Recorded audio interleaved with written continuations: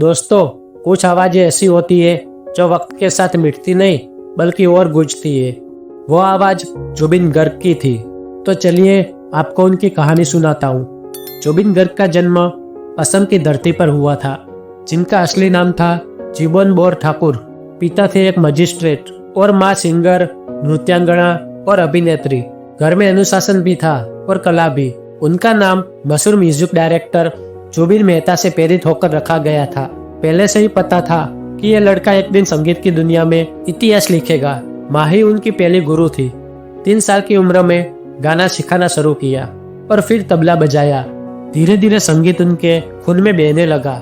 सिर्फ 19 साल की उम्र में उनका पहला एल्बम अनामिका, जो नॉर्थ ईस्ट में तहलका मचा गया। लोग कहते हैं जब सच्चा कलाकार आता है तो हवा भी बदल जाती है। जुबिन ने उस हवा को संगीत में बदल दिया। फिर आए माया, आसिया, आशा और पाखी जैसे एल्बम, जिन्होंने असम के हर गांव में एक ही नाम पहुंचाया, जुबिन गर्ग। लेकिन सपने यही नहीं रुके। उन्होंने मुंबई का रास्ता पकड़ा, अपने सुरों को पूरे देश तक पहुंचाने के लिए। शुरुआत में छोटे मौके मिले, चांदनी रात, फिजा, कांटे जैसी फिल्मों में। लेकिन 2006 में फिल्म गैंगस्टर आई और उनके साथ वो गाना या अली, जो इतिहास बन गया। चलिए उस गाने की एक लाइन को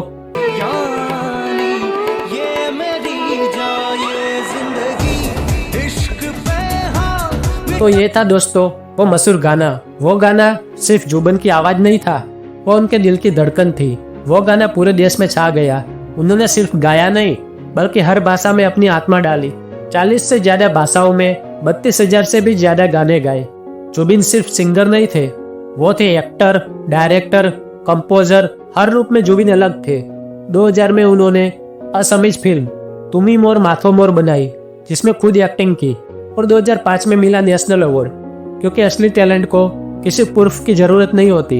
लेकिन दोस्तों, शोहरत के साथ मुश्किलें भी आती है।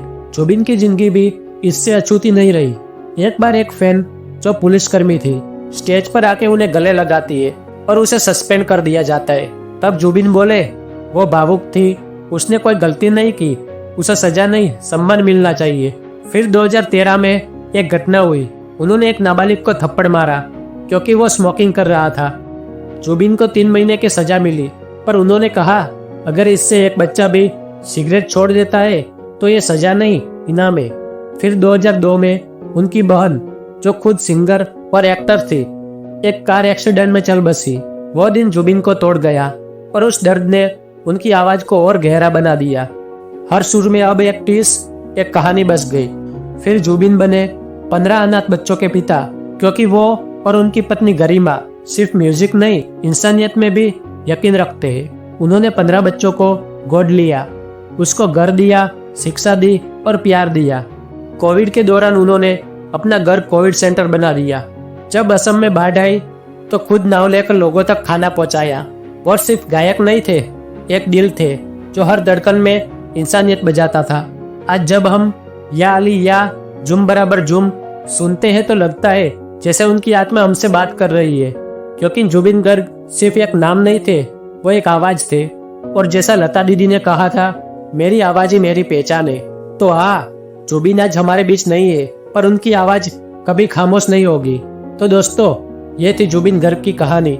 तो मुस्कुराइए और चलते रहिए, क्योंकि आपकी कहानी भी एक दिन किसी के लिए प्रेरणा बनेगी। तो कहानी अगर आपको पसंद आई हो तो इस वीडियो को लाइक करिए, इस वीडियो को ज्यादा से ज्यादा तक लोगों को पहुंचाइए और चैनल को सब्सक्राइब करिए। धन्यवाद।